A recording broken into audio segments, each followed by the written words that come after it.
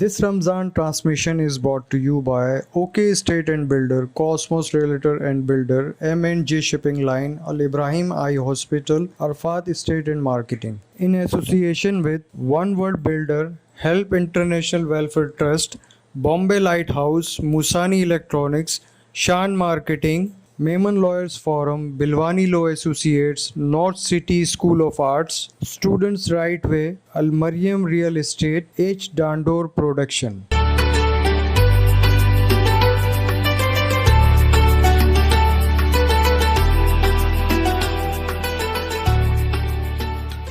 औज़ुबिल्लाहि मिनश्शैतानिर्रजीम बिस्मिल्लाहिर्रहमानिर्रहीम रब्बिश्रह ली सदरी यस्सिर ली अमरी वहलुल उक़्दतम मिन लिसानी यफ़क़हू क़ौली रब्बि ज़िदनी इल्मा रब्बि ज़िदनी इल्मा रब्बि ज़िदनी इल्मा आमीन सुम्मा आमीन या रब्बुल आलमीन। अस्सलाम वालेकुम नाज़रीन और रमज़ान मुबारक। मैं हूँ आपकी मेज़बान डॉक्टर हिरानीज़ बूम्बिया। जैसे कि आप सब जानते हैं कि रमज़ान शुरू हो चुका है और इस नए शुरुआत में हमारा स्केड्यूल भी चेंज हो जाता है। जिस तरह रूटीन हमारा मुख्तलिफ अंदाज से चेंज होता है, इस तरह लोगों के दिमाग में मुख्तलिफ सवालात भी आते हैं। सवालात हर किस्म के होते हैं, ज़्यादातर सेहत के हवाले से होते हैं। मेमन न्यूज़ की जानिब से हम कोशिश करेंगे कि इन सेहत के हवाले से जो सवालात आपके दिल में आए हैं या जो दिमाग में आपके सवालात आए हैं, हम उनको कोशिश करें कि हम हल कर सकें। इसीलिए आज हमने बुलाया है हमारे साथ एक गेस्ट को, जिनका नाम है डॉक्टर आज़िब आफ्ताब, और ये हैं consultant nephrologist. Consultant nephrologist basically गुर्दे के हवाले के डॉक्टर होते हैं जो गुर्दों को दवाइयों के तरीके से ठीक करते हैं। तो आइए आपकी मुलाकात कराते हैं डॉक्टर आज़िब आफ्ताब से। अस्सलाम वालेकुम। वालेकुम सलाम। कैसे हैं डॉक्टर आज़िब आप? जी मैं अल्लाह का शुक्र बिल्कुल खैरियत से। आप कैसे हैं? अल्लाह का शुक्र अल्हम्दुलिल्लाह। डॉक्टर आज़िब, आज आपको बुलाने का मकसद ये है कि आज हम अपने नाजरीन को थोड़ा सा गुर्दे के हवाले से बता सकें कि गुर्दे और रमज़ान का क्या ताल्लुक़ है। तो सबसे पहले मेरा आपका सवाल ये है कि गुर्दे का जिस्म में क्या किरदार होता है? देखें, जिस्म के तमाम अज़ाओं में से गुर्दा एक वो आधा है जो खून की सफाई में बहुत ही अहम किरदार रखता है। अगर किसी के गुर्दे किसी वजह से कमज़ोर हों तो गुर्दे की खून की सफाई ज़ाहिर सी बात है ख़राब होती है, और अगर खून की सफाई ख़राब हो तो उसके साथ साथ जिस्म में बाकी जो अज़ा होते हैं वो भी ख़राब होना शुरू हो जाते हैं। साथ में ना ही सिर्फ खून की सफाई इम्पॉर्टेंट होती है, गुर्दे का काम जिस्म से पानी को निकालना भी होता है, और अगर गुर्दे किसी की किसी वजह से कमज़ोर हों तो पानी की मिकदार जो जिस्म में जमा होना शुरू हो जाती है, उसके फिर नुकसान अलग होते हैं। तो ये मेन जो गुर्दे के दो रोल होते हैं वो यही होते हैं। ठीक है, जैसा कि आपने बताया कि गुर्दे के बहुत अहम किरदार है हमारे जिस्म में, तो जब हम रोज़ा रखते हैं तो उसमें गुर्दे का क्या असर होता है, उस पर क्या असर आता है गुर्दे पे? देखिए, सबसे पहली बात तो ये कि रमज़ान अल्लाह ताला की तरफ से एक बहुत बड़ी नेमत है, और जाहिर सी बात है अगर ये एक नेमत है तो इसके गलत असरात तो नहीं होने चाहिए, इसके अच्छे असरात ही होते हैं। इसी तरह से अगर हम अपने रूटीन को, या जैसे मरीज़ तमाम हमारे पास आते हैं जो गुर्दे के हवाले से सवाल पूछते हैं कि रमज़ान में हम क्या कर सकते हैं, तो अगर वो अपने कुछ रूटीन को इस तरह से एडजस्ट करें जिस तरह से हम उनको एडवाइस करते हैं नॉर्मली, तो उससे गुर्दे पे असर कम पड़ता है या ना पड़ता है। और रमज़ान में रोज़े रखना एक बहुत ही अच्छी फजीलत है, तो उससे गुर्दे पे कोई गलत इम्कानात पड़ने के चांसेस तमाम कम होते हैं। अच्छा, आप बताना पसंद करेंगे हमारे नाजरीन को कि गुर्दे के लिए हम क्या वो डिफरेंट चीज़ें करें जिसकी वजह से हम बेहतर अपने गुर्दे की ज़िंदगी कर सकें? देखें, एक तो तमाम लोग जिनको गुर्दों का मसला नहीं होता, जैसे कि जो आम लोग होते हैं जिनकी माशाल्लाह सेहतयाब ज़िंदगी होती है, तो उनको तो गुर्दे के हवाले से ज़्यादा परेशान होने की ज़रूरत नहीं है, सिर्फ़ और सिर्फ क्योंकि गर्मियों का मौसम है, आजकल रमज़ान गर्मियों में आ रहा है, तो उनको अपनी हाइड्रेशन यानी कि पानी की किल्लत होने से बचना है। तो सहरी पे अच्छा सा पानी पिएँ, इफ्तार के टाइम पे अच्छी सी हाइड्रेशन रखें, तो उससे तमाम चीज़ें बेहतर ही रहती हैं। साथ में धूप में ज़्यादा निकलना या तमाम चीज़ों को अगर अवॉइड कर सकते हैं तो करें, वैसे बहुत ज़्यादा ज़रूरी नहीं, क्योंकि हमारी ज़्यादातर पॉपुलेशन जो है वो मेहनत मजदूरी से ही काम करती है, तो उनको हम ये तो नहीं कह सकते कि या रमज़ान में घर पे बैठ जाएं।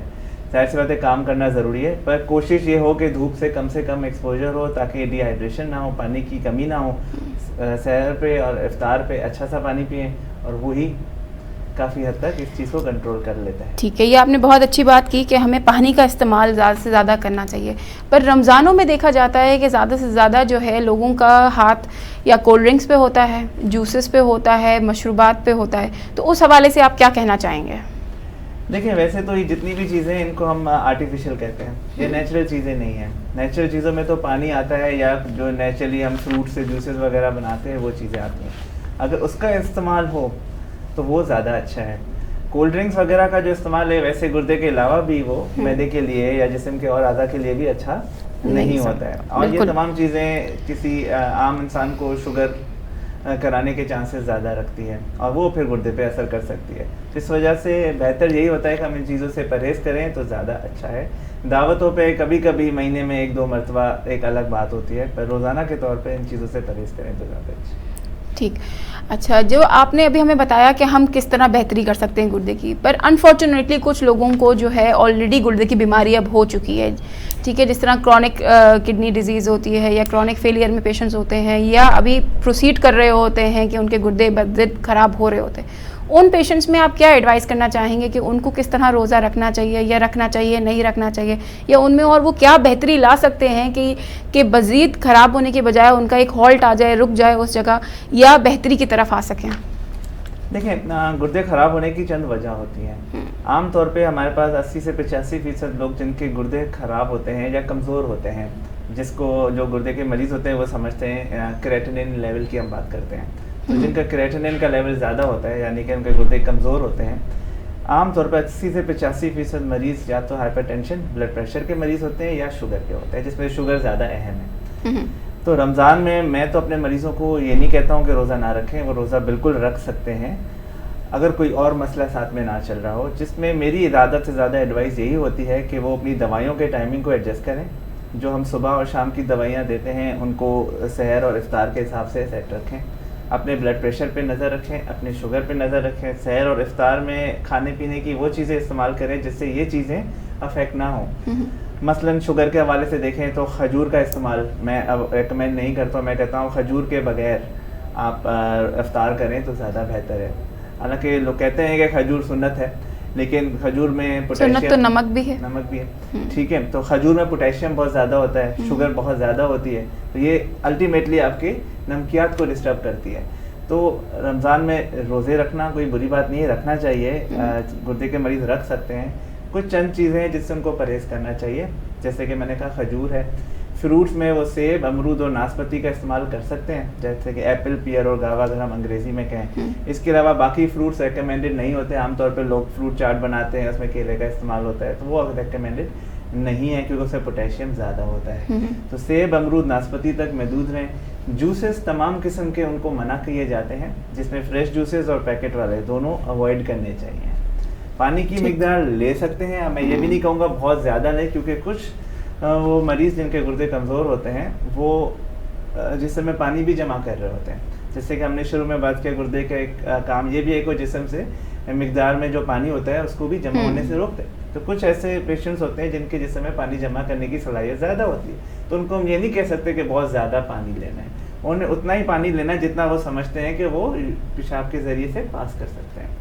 तो ये चंद एहतियात हैं जो अगर वो लेते हैं तो वो आराम से रोज़ा रख सकते हैं। साथ में अपने ब्लड प्रेशर, शुगर पे नज़र रखें और अपने डॉक्टर के साथ कम्युनिकेशन में रहें, हर 2 हफ्ते पे या महीने में। बिल्कुल। अच्छा, आपने दवाइयों के हवाले से कहा कि वो दवाइयाँ अपना जिस तरह सहरी और इफ्तारी में लेते हैं, इस पे भी थोड़ा एलेबरेट करेंगी कि जो ये सहरी में कौन सी दवाइयाँ लें, वो रात वाली दवाइयाँ लेंगे या मॉर्निंग वाली दवाइयाँ लेंगे, और इफ्तारी में वो कौन सी दवाइयाँ लेंगे? क्योंकि आम तौर पे कंसेप्शन यही होता है कि जो सुबह वाली है वो सहरी में ले लें और जो रात वाली है वो इफ्तारी में ले लें। हालाँकि हर बीमारी में इसको मुख्तलिफ तरीके से, यानी कि डायबिटीज़ में हम इस तरह नहीं कर सकते। तो क्या हम गुर्दे वाले मरीज़ों को क्या एडवाइस करना चाहेंगे कि कौन सी दवाइयाँ कब लें? वो देखिए, अव्वल तो हमने ये डिसाइड करना है, हर किसी का रूटीन रमज़ान में ज़रा डिफरेंट हो जाता है। अब पाकिस्तान में हमने आमतौर पे यही देखा है, लोग कुछ सहरी करके सो जाते हैं, दुकानें, मार्केट वगैरह या बिजनेस दोपहर में स्टार्ट हो रहे होते हैं। फिर कुछ लोग होते हैं जो ऑफिस जॉब्स पे जाते हैं, तो उनका सहरी के बाद रूटीन डे स्टार्ट हो जाता है।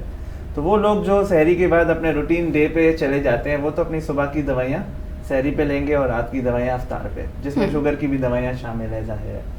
पर वो लोग जो आमतौर पे सहरी तक जागते हैं फिर सोते हैं, तो उनके लिए रेकमेंडेड ये होता है कि रात वाली दवाइयाँ सहर के टाइम पे लें और सुबह वाली दवाइयाँ इफ्तार के टाइम पे।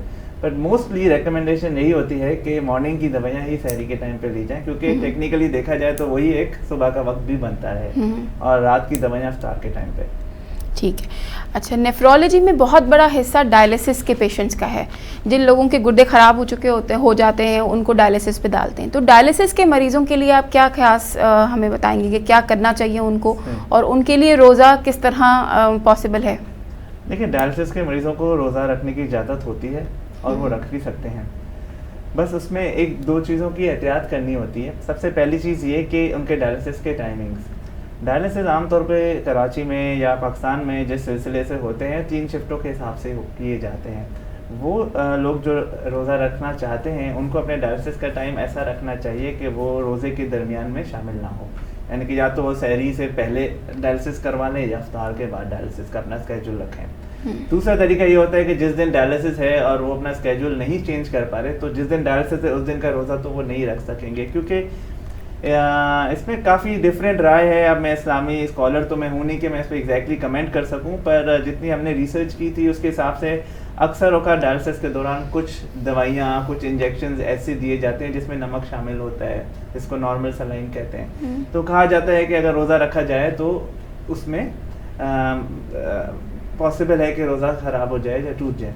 इस वजह से जिस दिन डायलिसिस है या तो उस दिन वो रोज़ा ना रखें, और अगर डेली रखना चाहते हैं तो अपने डायलिसिस के दिन के टाइमिंग्स इस तरह से एडजस्ट करें कि वो इफ्तार के बाद और सहरी से पहले हो, तो ईजीली रख सकते हैं। इसमें भी एहतियात वही सेम आ जाएगी कि खजूर का इस्तेमाल ना करें, फ्रूट्स का इस्तेमाल ना करें, सेब, अमरूद, नाशपाती का इस्तेमाल कर सकते हैं, बाकी नहीं। जूसेस पे कंट्रोल करें और पानी पे कंट्रोल करें, क्योंकि डायलिसिस के पेशेंट्स अमूमन जिस समय पानी जमा करते हैं जिससे उनके सांस खराब होने का एक हमेशा डर रहता है, तो पानी पे कंट्रोल करना है। ठीक है डॉक्टर आज़िब आफ्ताब, बहुत शुक्रिया, आपने हमें बहुत डिटेल में अपने मरीज़ों के बारे में बताया और हमारे ऑडियंस को अवेयर किया कि किस तरह गुर्दे को हम बेहतर रख सकते हैं। कोई आखिरी कुछ कलमात हमारे ऑडियंस के लिए आप बताएंगे? देखिए, मेरी एडवाइस तमाम ऑडियंस को यही होगी कि जो गुर्दे के मरीज़ नहीं हैं उनके लिए यही मेरी एडवाइस होगी कि रमज़ान एक वो महीना है जिसमें आप वज़न अपना कम कर सकते हैं, अपने ब्लड प्रेशर को कंट्रोल कर सकते हैं। तो हर उस चीज़ का इस्तेमाल करें जो आपके लिए हेल्दी हो। नमक का कम से कम इस्तेमाल करें, फ्राइड आइटम्स का कम से कम इस्तेमाल करें, कोशिश करें सैर और इफ्तार घर की बनी हुई चीज़ों से करें, तली हुई चीज़ों से ना करें। तो उससे ओवरऑल आपकी हेल्थ अच्छी रहेगी और गुर्दे भी उससे हेल्दी रहेंगे। वो लोग जो गुर्दे के मरीज़ हैं उनके लिए जो मैंने परहेज़ बताए अभी, उस परहेज़ पे अगर वो अच्छे तरीके से लगे रहेंगे तो इंशाल्लाह रमज़ान के बाद उनकी तबीयत और बेहतरी की तरफ जाने के इम्कान ज़्यादा है बनिस्बत कि तबीयत ख़राब हो। वज़न का कंट्रोल रखना, ब्लड प्रेशर का कंट्रोल रखना और शुगर पे काबू रखना बहुत ज़रूरी है, और ये खाली गुर्दे के नहीं जिस्म के लिए बहुत अहम है और बहुत ज़रूरी है। Thank you doctor Azib Aftab, हम आपका बहुत शुक्रिया अदा करते हैं कि आप हमारे साथ यहाँ पे आज आपने ज्वाइन किया, अपना टाइम निकाला। और नाजरीन, मैं आपसे इसी बात की उम्मीद रखती हूँ कि आपको इससे बहुत फ़ायदा हुआ होगा, आपकी नॉलेज में इजाफा हुआ होगा। दिस इज़ डॉक्टर हिरानीज़ बूम्बिया साइनिंग ऑफ, इस अपनेपन के साथ कि अपना बहुत ख्याल रखिएगा। अस्सलाम वालेकुम।